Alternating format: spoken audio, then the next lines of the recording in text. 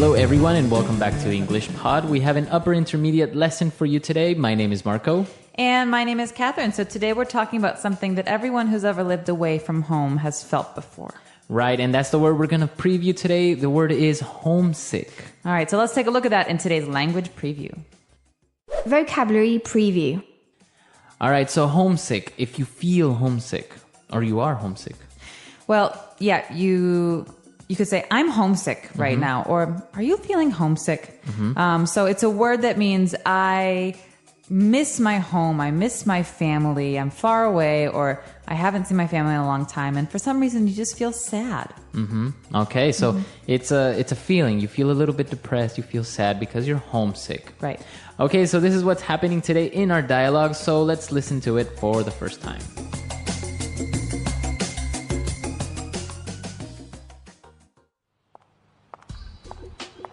Tom, how are you? Hey, we missed you at the party last night. Are you okay?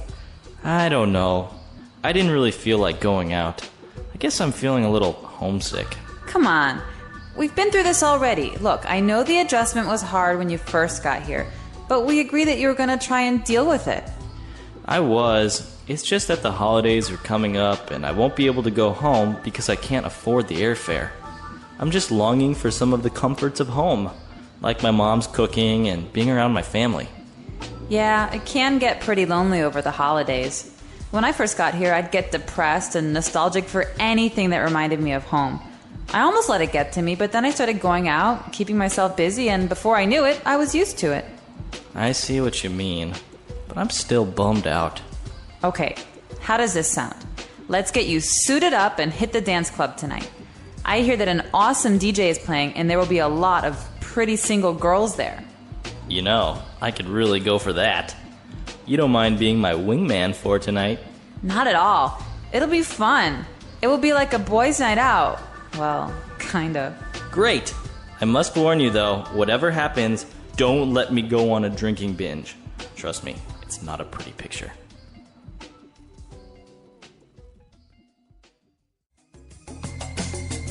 Alrighty, we're back. So yeah, I guess he's very homesick. Very homesick. And his friend is really worried. Yeah, but actually I think this is common, right? To be homesick during the holidays, like Christmas, for example. Oh man, it's the worst during the holidays because you think of all the traditions and all the things that you normally do at home and you're not doing them.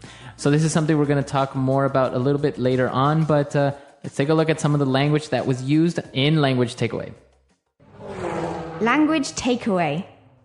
This first one is key, right? So when you move away from home or when you move to a new place, you have a period of adjustment. So adjustment is kind of finding the right balance or doing something so that you can kind of feel comfortable. Okay, so you have to adjust to your new life away from home. Or your new environment. So many times people say, wow, moving to China must be a big adjustment. So it means there's so many differences that it must take a long time to feel comfortable again. Okay. All right, so that's adjustment. What else do we have? Well, we've got this next phrase that's really important, I think, but often gets overlooked. We say the comforts of home, right? Comforts of home. So comfort's pretty easy, right? Feeling comfortable. So you Right. have comfort. But the comforts of home are things that are different with every person. But those are things that you have at your home or your childhood home or your parents' home that make you feel good and feel happy. So they're not only physical things or objects, right? They can be like your mom's cooking or maybe even just spending time with your family. Right, or reading the newspaper with your dad or things that you're used to that you don't have anymore. And so those are the comforts of home. I could say, Marco, do you miss the comforts of home in Ecuador? I mean, do you have anything that's really... Of course. I think one of the main things is actually not living in the city because I used to live in the valley a little bit further away and kind of almost countryside. So that's one of the comforts of home that I miss. Oh, you're making me nostalgic and I've never even been. All right, well, this is our next word, actually. Right? Nostalgic. Nostalgic. It's a feeling. I'm feeling nostalgic, or he's just really nostalgic. And so to be nostalgic is to kind of think about a time before or, think positively about something that you experienced before. So it's not usually a bad thing. It's never a bad thing. It's, right. Nostalgia is a good, warm, fond memory of something. Of something from your past. So you start thinking of something from your past that maybe brings nice, warm feelings. Maybe a little bit sad because you miss those times, but it's usually thinking about the past. Right. So I have nostalgia for my childhood. I loved, summers in Chicago when it was hot and the kids would play in the sprinkler, and I have my dog, and it's a happy feeling. Mm-hmm. Right. So nostalgia would be the noun and nostalgic would be the adjective. Exactly. All right. And our last word for today on language takeaway is bummed out. Bummed out. Okay. I'm bummed out. We've got another feeling here, so we're all full of feelings today.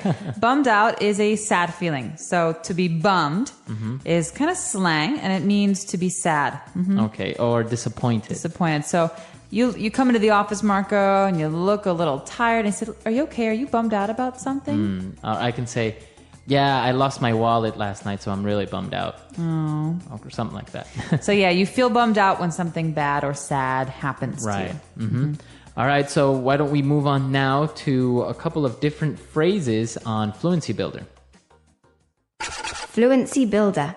All right, this first one is something that you often say to old friends or family. When you're friends with someone, they go through periods of happiness and sadness. And so when someone's going through a down period again, you say, oh, we've been through this already. We've been through this already.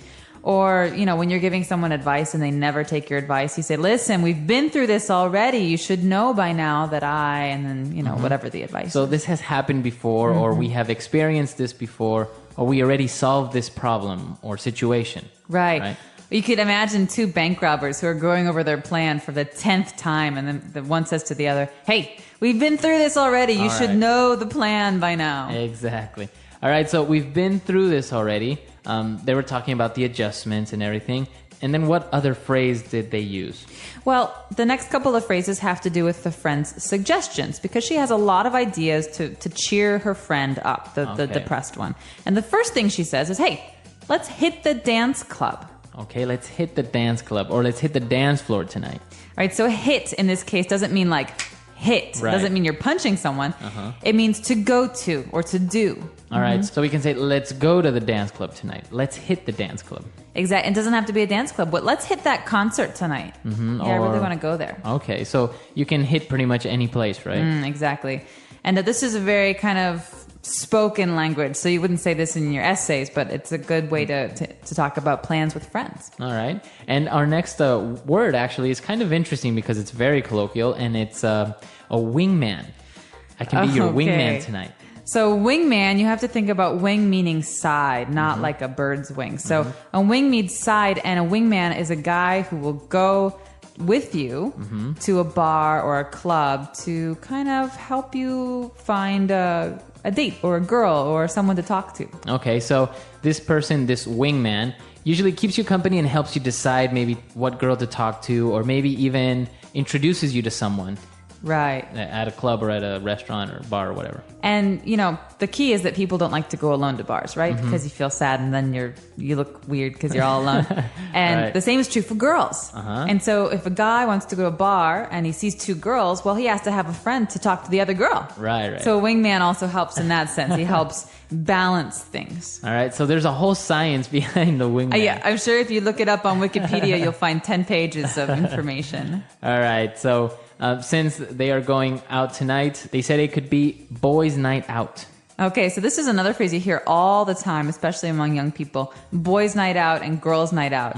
And so, sometimes you spend a lot of time with your husband or your wife or your boyfriend or your girlfriend, and you just want to have some time with your friends. Right. And so you call this girls' night. For me, girls' night out, you just go out and you do girl things. Guys' night out, you do other things. Okay. And so in this case, girls only or guys only. Boys' night out is only guys. Exactly. And that's why this is funny, because it's the girl who says, hey, let's have boys' night out. And she's not really a boy.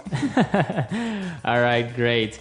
And, he agreed to go out and everything, but he warned her about him going on a drinking binge. Okay, now this is important. A lot of people who are depressed or sad, when they drink a lot. And so binge means to do something in excess, to do it too much. Okay, so a drinking binge would be drinking alcohol in excess, too much. Too much, so getting drunk right away. Okay. And it's not healthy, and we do not condone it. No. Right, exactly.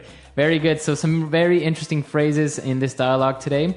I think we should listen to it one more time, and we'll be right back.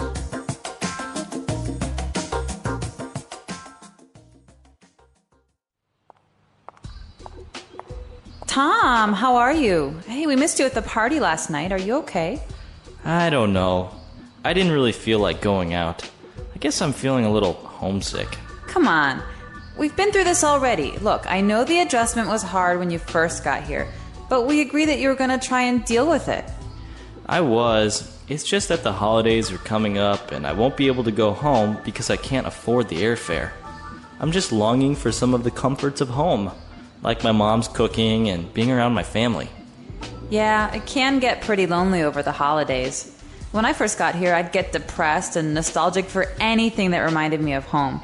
I almost let it get to me, but then I started going out, keeping myself busy, and before I knew it, I was used to it. I see what you mean, but I'm still bummed out. Okay, how does this sound? Let's get you suited up and hit the dance club tonight. I hear that an awesome DJ is playing, and there will be a lot of pretty single girls there. You know, I could really go for that. You don't mind being my wingman for tonight? Not at all. It'll be fun. It will be like a boys' night out. Well, kind of. Great! I must warn you though, whatever happens, don't let me go on a drinking binge. Trust me, it's not a pretty picture.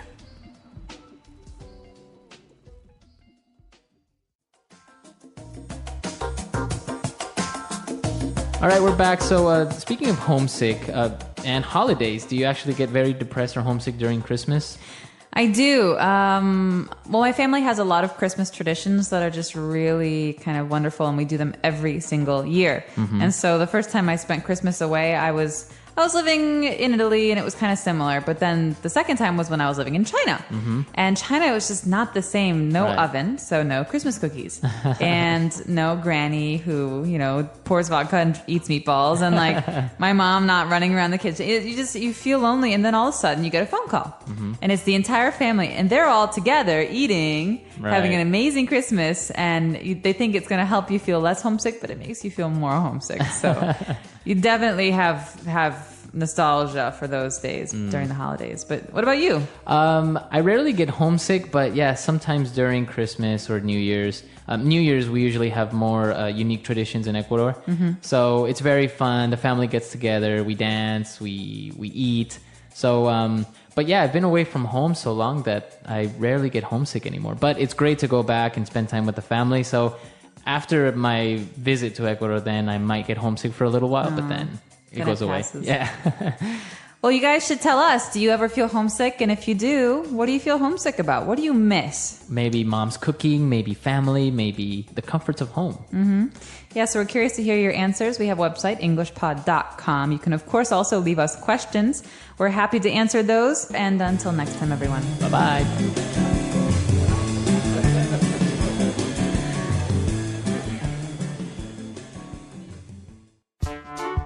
The English Pod Audio Review. Listen to the meaning, then say the vocabulary word. Sad because you're away from home. Homesick. Bear the cost of. Afford. Showing a strong desire for something. Longing for. Homesick. Nostalgic. Disappointed. Bummed out. Let's try that faster. Homesick. Nostalgic.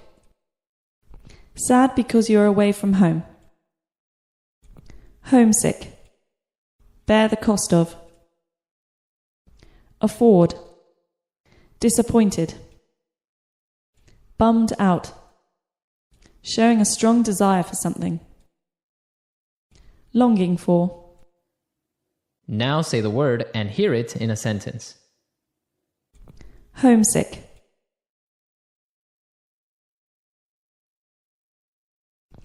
After 6 months living abroad, Ben started feeling homesick. Homesick. The best cure for homesickness is a phone call home. Homesick. I became homesick after looking at our family pictures. Afford.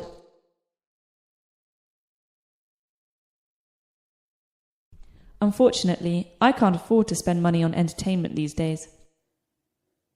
Afford. You can't afford to miss this opportunity. Afford. We were too poor to afford a doctor. Longing for. We are all longing for a peaceful world. Longing for.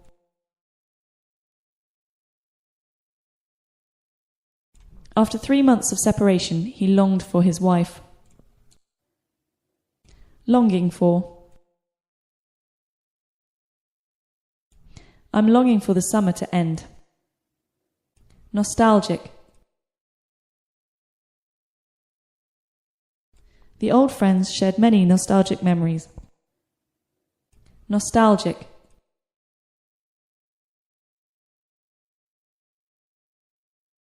A wave of nostalgia swept over me after seeing my childhood home again. Nostalgic. She spoke nostalgically about her school days. Bummed out.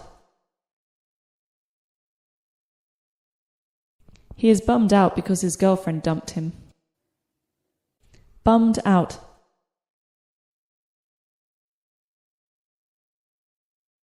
Don't be bummed out about the bad weather. There's nothing you can do about it. Bummed out. Our team lost. What a bummer.